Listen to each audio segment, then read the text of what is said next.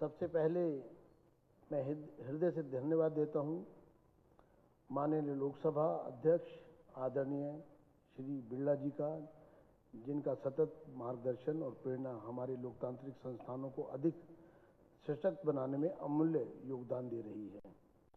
हमारे बीच में उपस्थित हैं केंद्रीय संचार मंत्री आदरणीय श्री ज्योतिरादित्य सिंधिया जी, जिन्होंने डाक टिकट जारी करके इस अवसर पर दिल्ली विधानसभा को जिस तरह से अनुग्रहित किया, मैं कहूँगा देश को अनुग्रहित किया है, मैं उनका भी बहुत आभार प्रकट करता हूँ। आज हमारे बीच में उपस्थित हुए हैं भारत सरकार के यूडी मंत्री और पूर्व मुख्यमंत्री हरियाणा आदरणीय श्री मनोहर लाल खट्टर जी। मैं उनका बहुत आभारी हूँ कि हमारे इस वैलेडिक्टरी फंक्शन में उनका हमें आशीर्वाद प्राप्त होगा।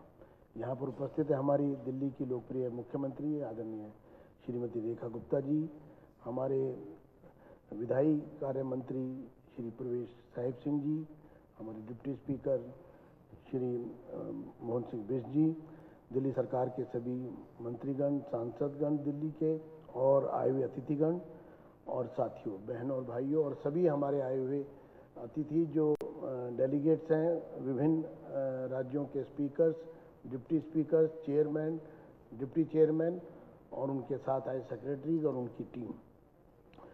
हम इस ऐतिहासिक सभा में पिछले 2 दिनों से वीर विठल भाई पटेल के प्रथम भारतीय अध्यक्ष चुने जाने की शताब्दी मना रहे हैं।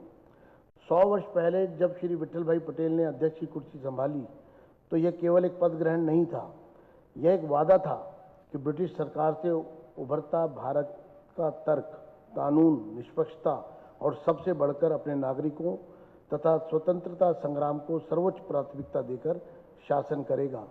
उन्होंने अध्यक्ष की भूमिका को दलगत सीमाओं और क्षणिक प्रशंसा से ऊपर उठाकर निष्पक्षता और गरिमा का जीवंत प्रतीक बना दिया था। जब विठल भाई पटेल ने अध्यक्ष पद की शपथ ली तो उन्होंने सबसे पहले उद्घोष किया, I belong to no party, I belong to all parties. इस एक वाक्य ने अध्यक्ष के संवैधानिक कर्तव्य को स्पष्ट परिभाषा दी कि हर आवाज, चाहे वह बहुमत की हो या अल्पमत की, सादर सम्मान आदर से सुनी जाए, नियम निर्भय होकर निष्पक्षता से लागू हो और बहस व्यवस्था का माध्यम बने, अव्यवस्था का नहीं। यह सभा भवन स्वतंत्र भारत की नींव गढ़ने का साक्षी है। यह रॉलेट एक्ट पर गहन बहस हुई, यह साइमन कमीशन का विरोध हुआ, यहाँ पर यही मुफ्त शिक्षा और महिलाओं के मताधिकार की मांग भारत के अधूरे लोकतांत्रिक वादे के रूप में उठी। महात्मा गांधी यहाँ 3 बार आए। शहीद आजम भगत सिंह जी के साहसी कदम ने भवन में साम्राज्य को झकझोर दिया। पंडित मदन मोहन मालवीय और गोपाल कृष्ण गोखले की गूंजती बहसों ने दिखाया कि मतभेद भी साझा उद्देश्यों का सम्मान कर सकते हैं। जब विठल भाई पटेल के नेतृत्व में पब्लिक सेफ्टी बिल को इस सदन में रखा गया तो इस शताब्दी के अवसर पर मैं उन सभी का हार्दिक आभार व्यक्त करता हूं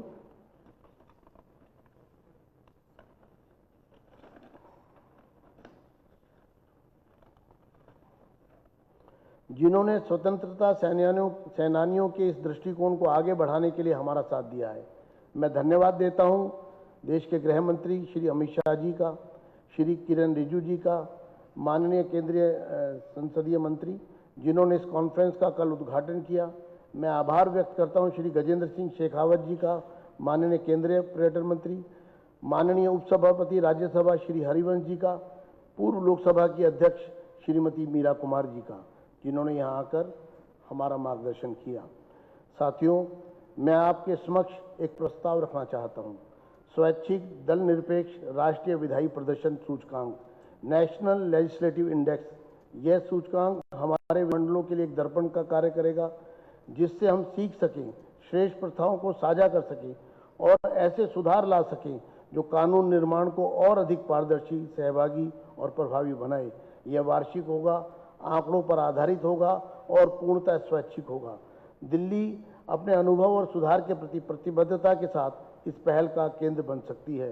प्रशिक्षण, उपकरण और एक ऐसा साझा मंच प्रदान करते हुए जहां सभी राज्य तथा परिषदें साथ मिलकर आगे बढ़ सके। लेकिन केवल उपकरणों के सहारे लोकतंत्र को जीवित नहीं रखा जा सकता। संस्थाएं तभी आगे बढ़ती हैं जब नागरिक उन्हें समझते हैं, उनसे जुड़ते हैं और उनकी विरासत पर गर्व करते हैं। इसलिए सूचकांक के साथ हमें ऐसे नागरिक अभियानों की भी शुरुआत करनी होगी जो हमारी विधानसभाओं को जनता के और करीब लाएं और विट्ठल भाई पटेल की स्मृति को जीवित रखें। मैं साथियों आज के इस अवसर पर ये कहना चाहूँगा कि ऐसे प्रयास न केवल हमारे अतीत का सम्मान करेंगे बल्कि नई पीढ़ी को यह प्रेरणा देंगे कि विधानसभाएं कोई दुरुस्त सत्ता भवन नहीं बल्कि जीवंत और सक्रिय लोकतंत्र की संस्थाएं हैं। साथियों, संस्थाओं को संरक्षित करना बदलाव का विरोध करना नहीं है। इसका अर्थ है परंपराओं के सम्मान के साथ आधुनिकता को अपनाना। आइए हम अपनी कार्यप्रणाली को अपडेट करें, डिजिटल पारदर्शिता को गति दें, समितियों को मजबूत करें। समितियों का मजबूत होना अनिवार्य है। उसका कारण यह है कि सदन हर समय नहीं बैठता है, लेकिन सदन की समितियां वही काम करती हैं जो सदन में होता है। समितियों को मजबूत करना, अपने सचिवालय को पेशेवर बनाएं। आइए अपने अभिलेखों को इतना स्पष्ट बनाएं कि हर नागरिक देख सके कि बहस से निर्णय तक की प्रक्रिया कैसे चलती है। यही है विट्ठल भाई पटेल की विरासत को सच्ची श्रद्धांजलि। हम अपनी विधानसभाओं को जनता के विश्वास के योग्य बनाएं और आने वाले 100 वर्ष के लिए भारत के लोकतंत्र को और भी सशक्त करें। भारत माता की जय।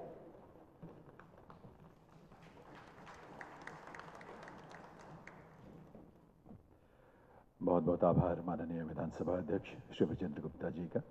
अब मैं निवेदन करूंगा दिल्ली की मुख्यमंत्री श्रीमती रेखा गुप्ता जी से, वे अपने संबोधन के लिए पधारें।